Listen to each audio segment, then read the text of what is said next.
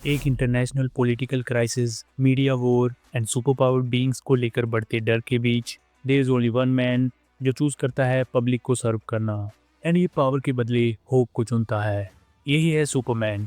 ये नया Superman definitely powerful है, बट जो इसे अलग बनाता है वो ये है कि इस बार हम उसकी ताकत को धीरे धीरे ग्रो होते हुए देख पाते हैं।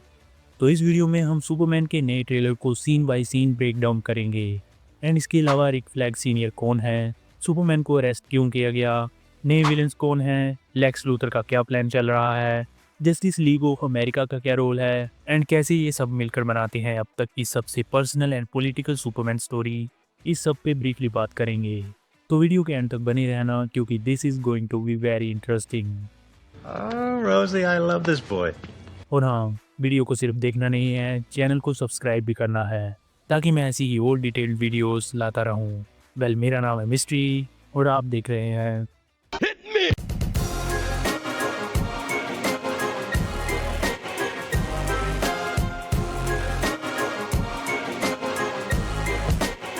ऑलराइट। ट्रेलर की शुरुआत होती है एक क्लोज एंड इमोशनल मोमेंट से, जहाँ क्लार्क केंट और लुइस लेन क्लार्क के अपार्टमेंट में फेस टू फेस खड़े हैं।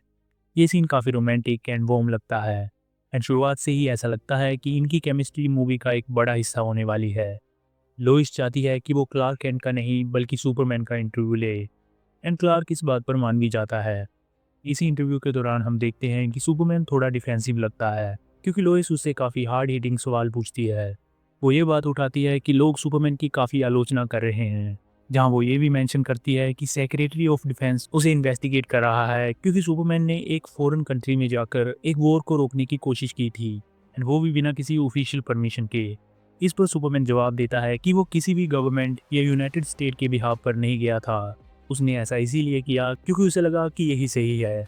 उसने देखा कि इनोसेंट लोग मरने वाले हैं, civilians, soldiers and families, and he had to stop it. उसका मकसद सिर्फ इस मैसेकर को रोकना था। अब तक जितने भी ट्रेलर्स एंड क्लिप्स आई हैं उन्हें देखकर मूवी की टाइमलाइन समझना थोड़ा कंफ्यूजिंग था, लेकिन इस इंटरव्यू वाले सीन से थोड़ा स्ट्रक्चर मिल जाता है। अब हमें इतना समझ में आ गया है कि शायद मूवी की शुरुआत वहीं से होती है। सुपरमैन एक वॉर में इंटरफेयर करता है जिससे पॉलिटिकल कंट्रोवर्सी खड़ी हो जाती है। दुनिया भर की गवर्नमेंट्स उसे क्रिटिसाइज करने लगती हैं, मीडिया उसे थ्रेट के तौर पर दिखाने लगती है एंड यही सारी नेगेटिविटी मूवी की टोन को सेट करती है। सो जब तक एक बड़ा विलन सामने नहीं आता एंड सुपरमैन ये साबित नहीं करता कि वो सच में एक हीरो है, तब तक उसकी पब्लिक इमेज अच्छी नहीं बनेगी। जहाँ गौर करने की बात यह है कि हम ट्रेलर में देखते हैं कि सुपरमैन ने बुराविया नाम की कंट्री में एक वॉर को रोका था, लेकिन यहाँ ट्रेलर में क्लार्क के हाथ में जो न्यूज़पेपर होता है उसमें साफ लिखा हुआ है कि बोराविया की वॉर के बाद मेट्रोपोलिस में और ज़्यादा केओस हो गया है। सो शायद सुपरमैन के हीरोइक एक्शन से प्रॉब्लम और ज़्यादा बढ़ गई हैं, इसीलिए मीडिया उसे एक थ्रेट के तौर पर दिखा रही है। अब आते हैं रिक फ्लैग सीनियर और एंटी सुपर ह्यूमन एजेंडा पे। वी ऑलरेडी नो कि रिक फ्लैग सीनियर का रोल फ्रैंक ग्रिलो प्ले कर रहे हैं। आपको रिक फ्लैग जूनियर तो याद ही होगा, जो जेम्स गन की द सुसाइड स्क्वाड में पीस मेकर के हाथों मारा गया था। ये रिक फ्लैग सीनियर का ही बेटा था and now Rick Flag senior वापस आ चुका है और वो काफ़ी गुस्से में है, सिर्फ पीस मेकर से नहीं बल्कि हर सुपर पावर्ड इंसान से। शायद वो अपने बेटे की मौत के लिए इन्हें दोष देता है। सो मे भी ऐसा हो सकता है कि वो किसी भी सुपर पावर्ड इंसान पर भरोसा नहीं करेगा, यहाँ तक कि सुपरमैन पर भी नहीं। एंड ये काफ़ी डेंजरस है क्योंकि अब हम देख रहे हैं कि रिक फ्लैग सीनियर एक पॉलिटिकल फिगर बन चुका है। नाउ वो सेक्रेटरी ऑफ डिफेंस के पद पर है, यानी इसके पास वो लीगल पावर है जिससे वो सुपर हीरोज को कंट्रोल, मॉनिटर और यहाँ तक कि अरेस्ट भी कर सकता है। रिक फ्लैग सीनियर का मानना ये है कि सुपरमैन जैसे लोग, चाहे उनकी इंटेंशंस कितनी भी अच्छी क्यों ना हो, ये बिना गवर्नमेंट की अप्रूवल के काम नहीं कर सकते। एंड यही इस मूवी का बड़ा कॉन्फ्लिक्ट होने वाला है। इसके बाद ट्रेलर में हम देखते हैं कि सुपरमैन को रिक फ्लैग सीनियर, अल्ट्रामैन और द इंजीनियर ने अरेस्ट कर लिया है। हमें ये भी बताया गया है कि रिक फ्लैग आर्गस नाम की एक एजेंसी को लीड कर रहा है। ये एजेंसी स्पेशली सुपर हीरोज और मेटा ह्यूमंस के ऊपर काम करती है एंड नाउ सुपरमैन को एक high security meta human jail में बंद कर दिया गया है। इसके अलावा ये भी सुनने में आया है कि रिक फ्लैग सीनियर फ्यूचर में डीसी यूनिवर्स के कई प्रोजेक्ट्स में दिखने वाले हैं। इसके पहले भी हम क्रीचर कमांडोज में इस कैरेक्टर को देख चुके हैं। सो क्रीचर कमांडोज के साथ काम करने के बाद अब रिक फ्लैग सीनियर सुपरमैन को अरेस्ट कर रहा है एंड इसके अलावा पीस मेकर सीजन 2 में ये पीस मेकर को भी हंट करेगा। ट्रेलर में एक की सीन दिखाया गया है जिसमें सुपरमैन ज़मीन पर क्रैश होता है एंड पूरी तरह दब जाता है। ये डैमेज उसे किसने किया? क्या ये वो काइजू टाइप बड़ा मॉन्स्टर था जिसे हमने दूसरे शॉट्स में देखा, या फिर वो मिस्टीरियस विलेन जिसे हैमर ऑफ बोराविया कहा गया है? जहाँ इस हैमर वाले कैरेक्टर की बात करें तो ये कॉमिक बुक से नहीं है। ये एक ब्रांड न्यू कैरेक्टर है जो सिर्फ इस मूवी के लिए बनाया गया है। मे बी ये लेक्स लूथर की कोई क्रिएशन हो, या ऐसा हो सकता है कि कोई रोबोट या सुपर सूट पहनने वाला इंसान हो। लेकिन जो भी हो, हमें ये दिखता है कि ये काफ़ी ज़्यादा स्ट्रॉन्ग है, क्योंकि ये सुपरमैन से 1-on-1 फाइट कर रहा है। इसके पास एक लेज़र वेपन भी है जो वो अपने फेस से शूट करता है। या द हैमर ऑफ बोराविया नाम से यही लग रहा है कि ये विलन बोराविया से रिलेटेड होगा। लेकिन अभी यही गैस किया जा सकता है कि मे बी इस सूट के अंदर कोई हिडन कैरेक्टर हो सकता है जो ऑब्वियसली लेक्स लूथर का साथ दे रहा है। इस बार ट्रेलर में लेक्स लूथर को ज़्यादा स्क्रीन टाइम मिला है। हम उसे लेक्स कोव में देखते हैं एंड साथ ही वो फोर्ट्रेस ऑफ सॉलिट्यूड को भी इन्वेड करता है एंड इसे पूरी तरह से डिस्ट्रॉय कर देता है। हम देखते हैं कि उसकी मशीन्स और उसके ट्रूप्स क्रिप्टोनियन रोबोट्स को काफ़ी नुकसान पहुंचाते हैं। पिछले टीज़र में हमने सुपरमैन को इन रोबोट्स की बॉडीज़ के साथ देखा था। सो नाउ ये समझ में आ गया है कि इनके साथ क्या हुआ। हम जानते हैं कि लेक्स लूथर को सुपरमैन से नफरत है, सिर्फ इसीलिए नहीं कि वो पावरफुल है, बल्कि इसीलिए कि लोग उसे पसंद करते हैं। सुपरमैन को मशीन्स बनानी नहीं पड़ी, इलेक्शंस नहीं जीतने पड़े, लोगों को मैनिपुलेट भी नहीं करना पड़ा। वो बस आया और लोगों के दिलों में भगवान बन गया। यही चीज़ लेक्स को पागल बना देती है। ट्रेलर में हम देखते हैं कि सुपरमैन कई खतरों से लड़ता हुआ नजर आता है, काइजू, सोल्जर्स एंड हैमर। लेकिन मूवी का असली विलन है Lex Luthor. So I think ऐसा हो सकता है कि जब सुपरमैन बुरी तरह घायल होगा तब क्रिप्टो उसे फोर्ट्रेस लेकर जाएगा ताकि सुपरमैन हील हो सके। लेकिन जब वो अनकॉन्शियस होगा तब लेक्स और उसके लोग यहाँ पर अटैक कर देंगे। ट्रेलर में हम देखते हैं कि क्रिप्टो अपनी पूरी ताकत से फोर्ट्रेस को बचाने की कोशिश करता है, जहाँ हमें एक ब्रूटल मोमेंट भी देखने को मिलता है जिसमें क्रिप्टो एक विलन के चेहरे पर काटता है। एंड ये बाइट कितनी घातक होगी ये पूरी तरह नहीं दिखाया गया। जहाँ ध्यान देने वाली बात यह है कि क्रिप्टो भी क्रिप्टोनियन है एंड उसकी एक बाइट किसी भी इंसान को काफ़ी ज़्यादा नुकसान पहुँचा सकती है। तो जिस पर ये हमला हुआ है या तो वो बहुत अनलकी है या फिर आर्टिफिशियली इन्हेंस्ड। जहाँ इसी कैरेक्टर की बात करें तो ये है द इंजीनियर। इस मूवी में ये कैरेक्टर लेक्स लूथर के साथ मिलकर काम कर रही है। इसके पास एक पावरफुल टेक्नोलॉजी है जिससे वो अपनी बॉडी को किसी भी वेपन में मॉर्फ कर सकती है। जहाँ कॉमिक्स की बात करें तो इंजीनियर द अथॉरिटी टीम की मेंबर होती है एंड आगे जाकर हमें ये DCU की अथॉरिटी मूवी में भी दिखने वाली है। अब बात करते हैं उस फाइट पर जिसने सुपरमैन को बुरी तरह घायल किया। ट्रेलर में काइजू का अटैक दिखता है और हैमर का लेज़र वेपन भी। सो दोनों में से किसी ने ये डैमेज किया हो सकता है। ये काइजू ओरिजिनल क्रिएचर लगता है जिसे स्पेशली इस मूवी के लिए बनाया गया है। कुछ एक्शन फिगर लीक से पता चला है कि ये काइजू स्लाइम मूव्स करता है। एक सीन में हम देखते हैं कि सुपरमैन सिविलियंस को इस काइजू से बचाते हुए दिखता है एंड बाद में वो अगले सीन में लोइस लेन को गले भी लगाता है। इसे लगता है कि इंटरव्यू के बाद इनके बीच चीज़ें ठीक हो जाएंगी। इनका रिलेशनशिप मूवी में इवॉल्व होते हुए नज़र आता है। शुरुआत में थोड़ी दूरी एंड प्रोफेशनलिज्म होता है, लेकिन बाद में इमोशनल कनेक्शन डेवलप हो जाएगा। इसके बाद एक और टचिंग सीन है जिसमें जोनाथन केंट यानी कि क्लार्क के अडॉप्टिव फादर उसे गले लगाते हैं और कहते हैं your actions define the man you become. I think ये एक फ्लैशबैक होगा जो क्लार्क केंट की मॉरल फाउंडेशन को दिखाता है।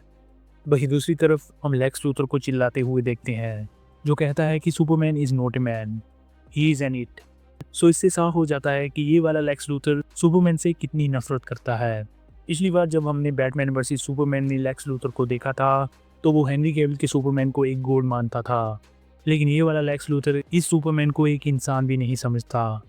फाइनली हमें ग्लिम्स मिलता है मिस्टर टेरिफिक का, अनदर DC हीरो। इसके पास कोई सुपर पावर नहीं है, लेकिन इसकी इंटेलिजेंस एंड एडवांस टेक इसे DC यूनिवर्स के सबसे स्मार्ट एंड केपेबल कैरेक्टर्स में से एक बनाते हैं। इसके पास टेक स्फीयर्स होते हैं जो offence, defence and flight in सब में इसकी हेल्प करते हैं। फिर आती है होक गर्ल जिसकी स्ट्रेंथ उसके मेटल आर्मर यानी एंथ मेटल से आती है। ये मेटल उसे anti gravity, magic resistance, extreme durability, energy projection and regeneration देता है।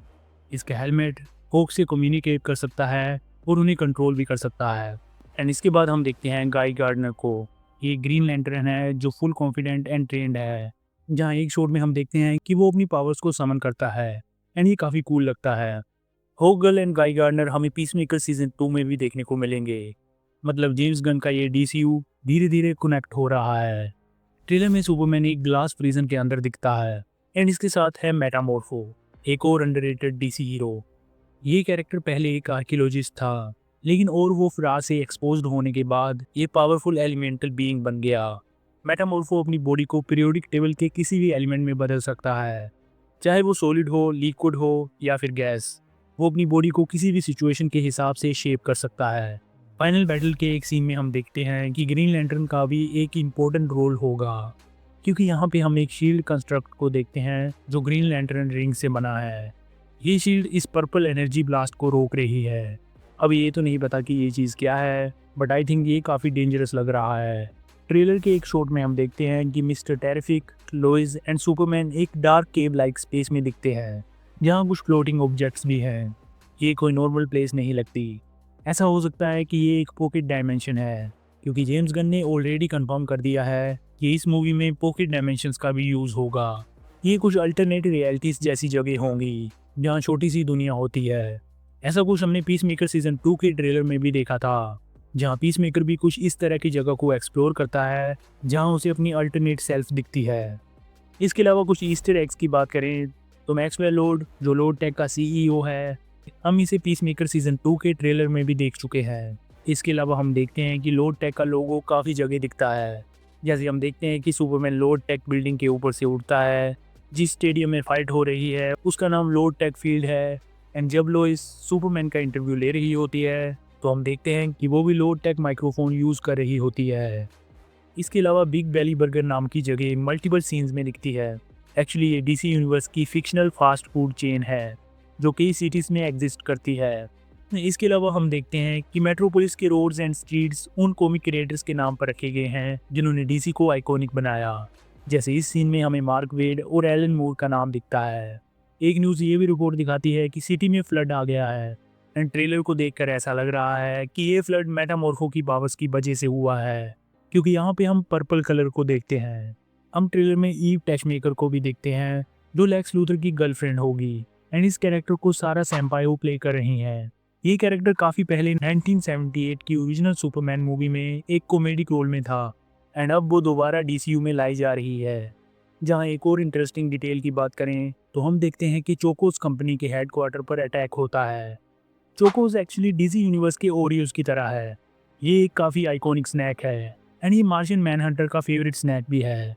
इसके अलावा क्लार्क कैंट के हाथ में एक जिटर्स कॉफ़ी का कप होता है। ये वही जिटर्स है जो पीसमेकर शो में भी दिख चुका है जहाँ किया काम करती थी।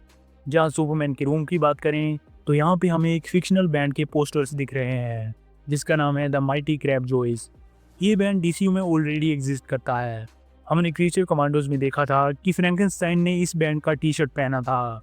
इसके अलावा पीसमेकर सीजन 2 के ट्रेलर में भी एक बिलबोर्ड पर ये बैंड दिख चुका है। सो ये कुछ ईस्टर एग्स थे जो मैंने इस नए ट्रेलर में नोटिस किए। एंड अगर आपको इसके अलावा कोई हिडन डिटेल या फिर कोई ईस्टर एग दिखा हो तो please let me know in the comments.